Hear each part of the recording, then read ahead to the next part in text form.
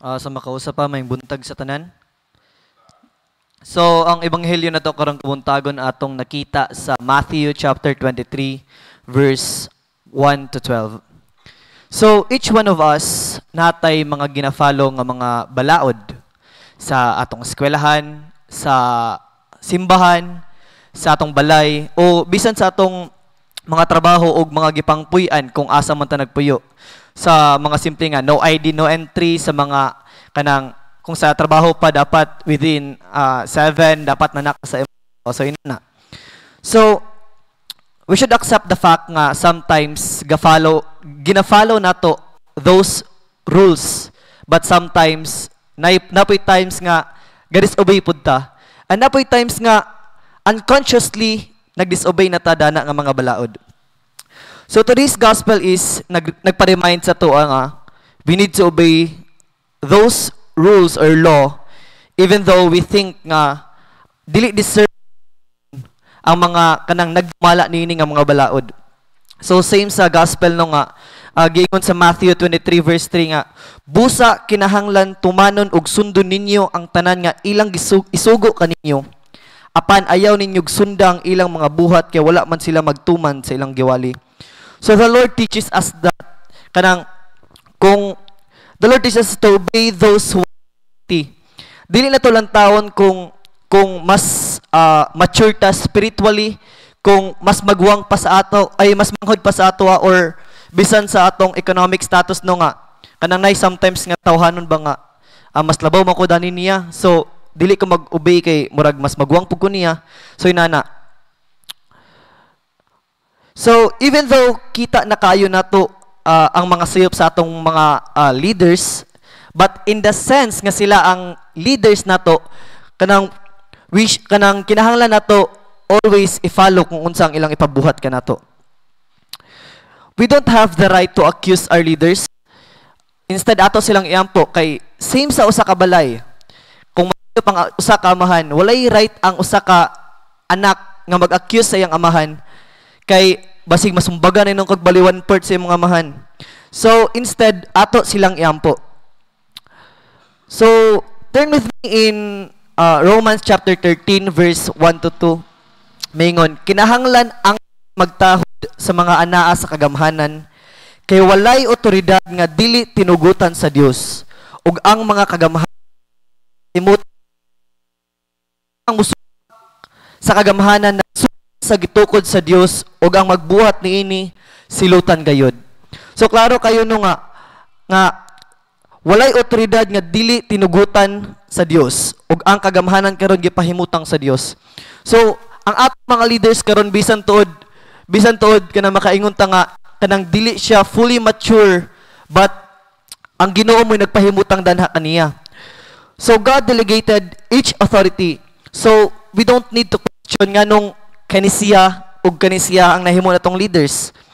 So if again ganina, if nisupak ta sa atong mga leaders, it is the same nga nagsupak bunta sa Ginoo.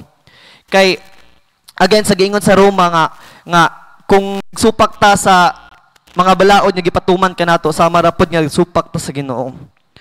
We should obey first before we complain.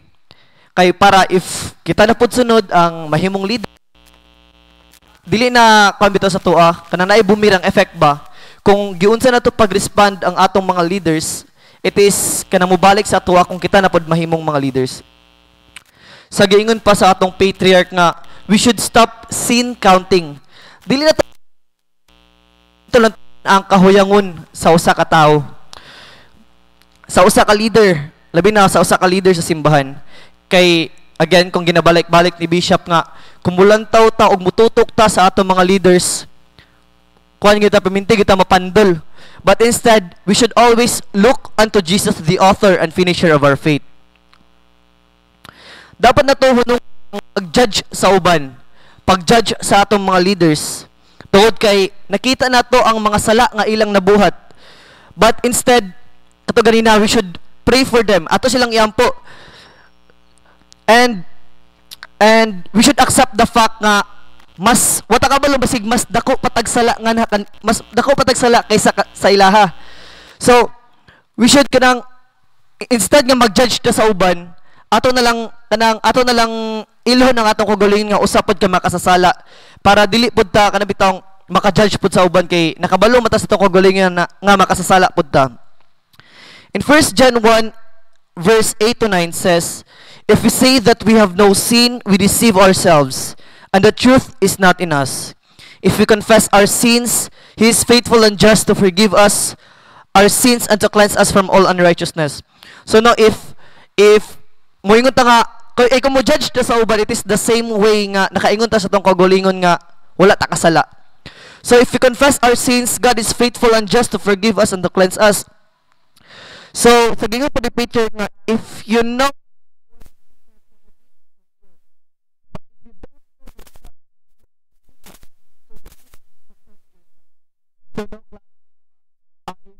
if kita kanang nakaingon ta sa kagalingon nga wala tay sala, so kinahanglan nato sa ato kagalingon nga kita ang muluwas sa atong kagalingon. So we should be a good leader, not the same sa mga Pariseo. So to become a good leader, dili na to awaton ang mga Pariseo nga mohatag og kabugaton nga na sa uban. Instead, kanang kita kabalo man tada nang sa mga pambot bitaw nga kanang naay timon. So dapat mahimo tang timon to guide those people nga under sa atong authority sa kaayuhan. So but being a timon, dapat naay driver o dapat kining driver mao ni si Jesus. Kay para sa bisan unsa nga asa tay padulong sa Ginoo, kita ang gamiton niya para mo guide sa katawhan, at least naata nakasakto bitaw ta sa mga pamlano sa Ginoo. Dili na to awaton ng mga Pariseo sa kadaghanan para magpasikat o magpa-espesyal na dapat sa tanang buhaton makita sa kadaghanan nga mga wow sila nga mga leaders kanang makita bitang yung presensya makaingon din sa kataw, wow nanasa niya tong pinaka kuan nga leaders kay wow kaya nga sanina inana ba.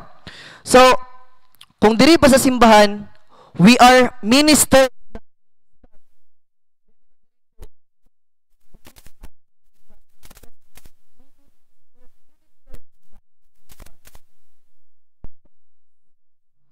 we should all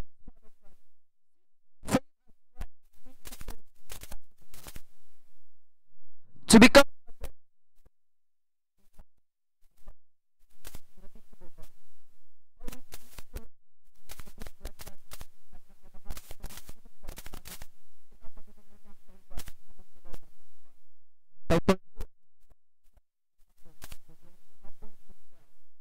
exalted sa makausap pa maing buntag og dalaygon ng atong Ginoo.